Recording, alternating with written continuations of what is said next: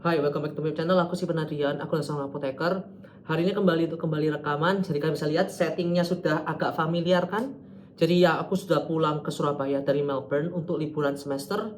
I still have like a month di sini, baru aku balik Melbourne. Kalian bisa lihat kok sarungnya warna pink. I have no idea, itu mamaku yang naruh spraynya, whatever. She bought it, I just use it. Oke. Jadi kembali untuk merekam sebuah video, yaitu bagaimana cara memilih retinol immediate release, encapsulated, belinya yang mana, dosis yang berapa, bakal aku cover semua. Aku sudah pernah bahas, tapi di videoku yang secara broad term, yang retinol versus retinol versus retinal versus retinoin, sudah pernah aku bahas. Cuma karena bulet, aku juga yang dengerin kayak kok gak dapet jawabannya. Aku juga nonton dan aku mengkritiki videonya elek, makanya aku rekam lagi sekarang. Jadi kita bahas retinol sedikit lah ya, sebagai explanation sedikit lah kalau begitu. Jadi retinol itu apa? Dia merupakan sebuah senyawa yang termasuk dalam keluarga retinoids family sebenarnya. Jadi dia tuh banyak tujuannya, manfaatnya banyak. Contohnya adalah anti-aging, anti-acne, dan juga bisa untuk brightening kulit, mencerahkan kulit. Nah, jadi anti-aging itu didapatkan dengan cara bagaimana? Jadi retinol itu mampu untuk menstimulasi fibroblast. Nah, kalau stimulasi fibroblast, dia akan meningkatkan produksi kolagen yang akan meningkatkan kerapatan kolagen, membuat kulit kalian menjadi lebih kenyal. Kayak orang Italia kayak gini. Nah, habis itu dia juga bisa untuk menghambat sintesis dari MMP atau matrix metaloproteinase. Merupakan enzim yang dapat mendegradasi produksi kolagen intinya. Jadi dihambat MMP-nya supaya kolagenmu tetap ada. Habis itu dia juga bisa untuk menghilangkan serabut elastin yang sudah mati.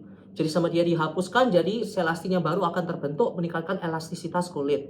Kemudian dia juga bisa untuk menjadi anti acne dengan cara membantu untuk mengecilkan pori sebenarnya. Jadi ada kemampuan anti acne-nya dan juga mampu untuk mempercepat skin cell turnover supaya permukaan kulit yang mati bisa segera berganti di sel kulit yang baru muncul. Jadi kulit kalian menjadi lebih kenyal, lebih halus, lebih cerah, lebih apapun lah, lebih apapun. Sumpah retinol itu sebagus itu, sumpah gak bohong. Itu retinol itu ada dosis atau kekuatannya nggak, apakah sama semua? Tidak. Jadi retinol itu ada 4 jenis strength ya.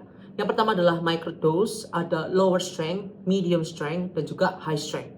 Nah, microdose jika dosisnya itu di bawah 0,1%. Lower adalah 0,1 sampai 0,3, medium adalah 0,3 sampai 0,5, dan high strength adalah 0,5 ke atas. Itu termasuk high strength. Nah, terus mungkin kalian akan tanya, loh Kak, kalau encapsulation gimana baca dosisnya? Apakah bisa jadi patokan Kak kalau misalnya begitu?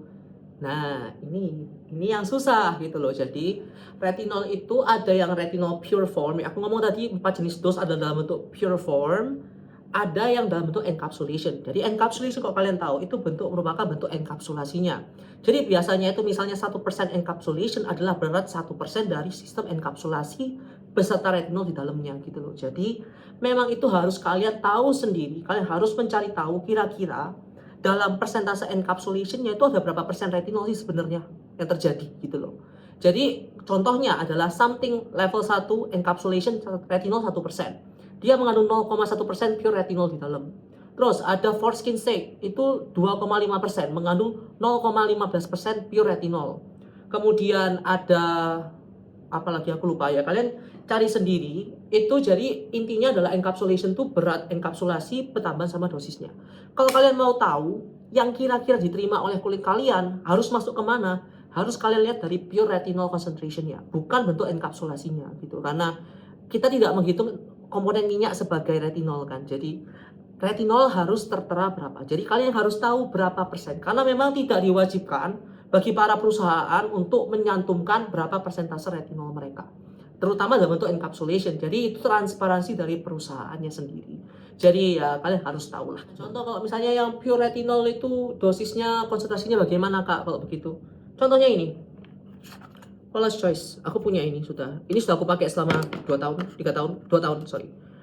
Ini jelaskan, Paula's Choice 0,3% retinol plus 2% bakuchiol treatment. Dan ini juga Paula's Choice. Ini Paula's Choice yang 1% retinol treatment. Nah, kalau misalnya produk encapsulation, emang Kak Steven tahu produk encapsulation itu kayak gimana? Aku tahu, because I own one. Ini dari Shani Darden Retinol Reform. Ini dia mengandung retinol 2,2% encapsulation plus AHA. Jadi tujuannya dia adalah mengenkapsulasi retinol biar bisa ketemu AHA supaya bisa menjadi dual action or apapun itu, tapi dia encapsulation dan dia nggak nge-state berapa persen retinolnya. Jadi aku juga nggak tahu. Nah, kalau begitu kemudian tersedia dalam bentuk apa Kak kalau gitu retinol? Nah, gini. Jadi kalau kalian tahu retinol itu pemeriannya adalah dia itu tidak larut dalam air. Yang artinya dia larut dalam minyak ataupun dalam pelarut lainnya. Salah satu yang sering digunakan adalah minyak. Itulah kenapa banyak retinol yang 1% pure retinol itu terkandung dalam komponen basis minyak, contohnya squalene atau olive oil. Seperti something yang pure 1% retinol, RH 1% retinol, kemudian ada apalagi yang berapa persen retinol gitu. Jadi intinya adalah itu dalam bentuk minyak. Karena memang retinol tidak larut dalam bentuk air. Ini merupakan formulasi yang bisa dibilang agak tradisional karena ya kita cuma main kelarutan di sini gitu loh, karena ya wes larut kan, oke larut kita pakai gitu. Karena kalau tidak larut tidak boleh digunakan karena kita tidak mau membuat sebuah produk kosmetik yang mengendap, nggak lucu gitu. Jadi yang penting larut. Nah, tapi kelemahan dari produk yang kayak gini adalah memang dia itu, kamu tahu lah, minyak itu kalau buat penetrasi ke dalam kulit itu susah. Kenapa? Karena gini, kulit luar kita, oke, itu hidrofilik. Kulit luar kita tuh lipofilik. Oke, kulit kita ini memang luar ini memang suka minyak. Tapi semakin ke dermis itu semakin hidrofilik. Jadi kalau kamu sudah bawa minyak dari awal, oke, dia akan kerja di atas permukaan kulit, tapi ke dalam penetrasinya gimana? That's the question. Itu jadi makanya memang untuk yang minyak itu juga agak susah karena kalian juga harus teteskan ke moisturizer terus kalian campurkan, ya itu agak lebih ribet memang dibandingkan sama formulasi lain. Nah, kalau misalnya memang mau lebih canggih lagi ya Paula's Choice once again lagi gitu loh. Jadi kalau yang 0,3% ini tetap merupakan light lotion gitu. Jadi dia sedikit lebih creamy, kayaknya sebuah light lotion biasa. Kalian aplikasikan gini, ya kayak light lotion gitu. Jadi bisa ditimpa di bawah moisturizer. Cuma ini diformulasikan juga bagus karena ditambah dengan vitamin C, ada peptides. Jadi ada banyak hal dan ada bakuchiolnya juga. Bakuchiol kan juga larut minyak sebenarnya gitu. Jadi makanya dia perlu basis yang sedikit lebih thick gitu. Jadi sama mereka dibuat lebih blend in supaya lebih moisturizing, lebih hydrating juga. Kalau misalnya produk ini sistem pelepasan sistemnya lagi lebih canggih lagi dibanding sama 0,3% gitu. Karena ini merupakan controlled release dalam sebuah light lotion gitu loh. Karena menurut dari websitenya Paula's Choice memang dia tuh diformulasikan bukan kayak main, ya bisa bilang kayak enkapsulasi kali ya. Jadi sistem pelepasannya itu termodifikasi mainan sama komponen polimer dan sama komponen minyak juga sama dia buat main. Jadi pelepasannya itu menjadi lebih terkontrol, tapi tetap intinya dia bawa adalah 1% tetap gitu loh. Pelepasannya lebih terkontrol jadi supaya tidak terlalu mengiritasi. Kenapa kok sampai dibuat control release? Karena produk ini mengandung 1% pure retinol. It's the highest concentration that you can find in over-the-counter products. So it is really high. It's really powerful. Jadi kalau 1% sistem pelepasannya itu B aja, mungkin it's going to be so irritating. Dan itulah kenapa kok akhirnya dibentuk dalam bentuk controlled release ya, supaya once again untuk menghindari iritasi yang mungkin terjadi karena 1% itu tinggi.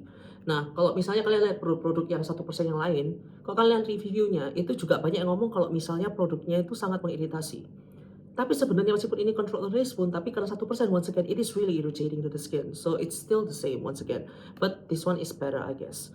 Dan produk ini karena ada sistem pelepasannya itu yang berbeda, teksturnya berbeda sama yang 0,3. Ini lebih ringan lagi dibanding sama 0,3 gitu. Jadi ini lebih encer bisa aku bilang. Mungkin karena once again tidak ada 2% bakuchiol, tidak ada bahan-bahan yang perlu untuk dilarutkan lagi yang memerlukan komponen minyak lebih tinggi. Kalau begitu cara pakainya untuk siapa Kak? Gini, jadi ini once again balik lagi ya ke orang masing-masing gitu. Jadi bagi kalian yang kulitnya memang sangat sensitif, ya kalian pakailah yang microdose. Jadi microdose retinol contohnya kayak apa? Kiehl's microdose retinol serum. Itu kan mengandung 0,1% retinol kan. Masuk ke microdose. Itu pun dia sampai ngeklaim bisa digunakan di pagi maupun di malam hari karena dosisnya kecil. Jadi untuk kalian melihat perubahan jujur saja agak lama. Makanya sama dia sampai ditambahkan peptides dan bahan-bahan lainnya supaya ngeboost sama retinol itu. Itulah kenapa. Jadi agak kurang. Nah, untuk kalian yang memang kulitnya itu berjerawat maupun banyak bekas jerawat, noda, yang kalian perlu untuk kayak oke, aku mau lebih cepat hasilnya, ya kalian harus ke dosis yang lebih tinggi gitu. Contohnya at least lah ya medium strength lah 0,3% ini. Kamu pakai selama sekitar 2 bulan, 8 minggu dan kulitmu akan sangat terlihat perbedaannya itu gimana. Jadi this really does makes a lot of difference tuh. Jadi pakailah yang 0,3. Kalau misalnya kalian merasa kayak oh ya kalau udah pakai 0,3 masih pengen yang lebih tinggi, ya pakai yang higher strength yang 1%. Ini yang sudah tertinggi yang bisa kalian temukan di over the counter products gitu. Jadi this is the strongest you can find. Dan hasilnya harusnya kelihatan di kalian gitu. Cuma ada datang dengan resikonya tentu saja. 0,3% ini jelas lebih tidak mengiritasi dibanding 1% gitu loh. Kalau saya begitu bagusan mana Kak Steven? Bagusan pure retinol form atau yang encapsulated kok misalnya begitu. Jadi kok kalian tahu aku kan dulu menggunakan retinoin kan lama ya. Habis itu akhirnya setelah aku stop, aku tuh langsung pindah ke retinol. Retinol pertama yang aku beli adalah Paula's Choice 1% retinol treatment gitu. Karena katanya orang-orang di website sih ini termasuk salah satu yang paling bagus gitu loh. Dan karena aku merasa kayak Paula's Choice ada yang 0,3 ada yang 1%. Aku kan kayak alah, aku menggunakan retinol sudah lama masa iya aku pakai yang rendah. Aku belilah 1% dengan pemikir kok misalnya alah paling nggak akan iritasi gitu loh.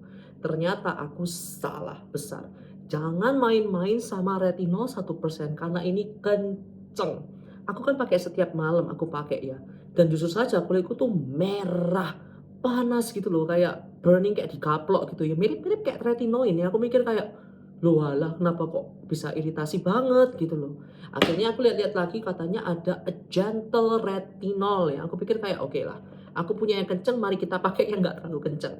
Muncullah Shani Darden Retinol Reform. Akhirnya aku lihat oke, kita coba. Setelah aku pakai memang bener. Jadi kulitku yang sebelumnya merah tuh jadi agak pelan-pelan tuh kayak menenang gitu loh. Jadi nggak terlalu iritasi banget. By the way ini botol kedua ya. Itu kayak oke nggak terlalu iritasi banget deh. Cuma akhirnya aku lihat sesuatu lah. Kenapa kok kulitku menjadi agak lebih kusam ya dibandingkan sama yang pakai 1% retinol. Memang benar. Kulitku jadi lebih gak iritasi tapi lebih kusam dan somehow jerawat juga lebih sering muncul gitu loh. Oke. Mungkin aku harus balik ke 1% lagi. Muncullah di otak aku, oh ada 0,3. Akhirnya aku beli. Dan setelah aku pakai, aku nggak langsung pakai ke 1% karena aku tahu kulitku akan kaget kan. Aku pakai itu yang ke 0,3. Dan jujur saja pas aku pakai, kulitku jadi glowing lagi dong. Lah, kulitku jadi glowing lagi, jerawat nggak terlalu banyak keluar, lembab, halus, dan tetap nggak merah gitu loh. Makanya aku kayak loh, kok kayaknya bagusan 0,3 ya dibanding sama yang encapsulated gitu loh. Aku pakai lagi ke 1%, ya pelan-pelan aku mulai build up tolerance lagi gitu. Cuma yang aku mau ngomong adalah kalau misalnya pure retinol form itu akan lebih kuat dibandingkan sama yang encapsulated. Mau gimana pun caranya, diformulasikan gimana caranya, tetap semakin tinggi kadar konsentrasi pure retinol yang ada di dalam produk, itu akan sangat mengefek kepada efek samping yang akan diterbitkan oleh produk itu.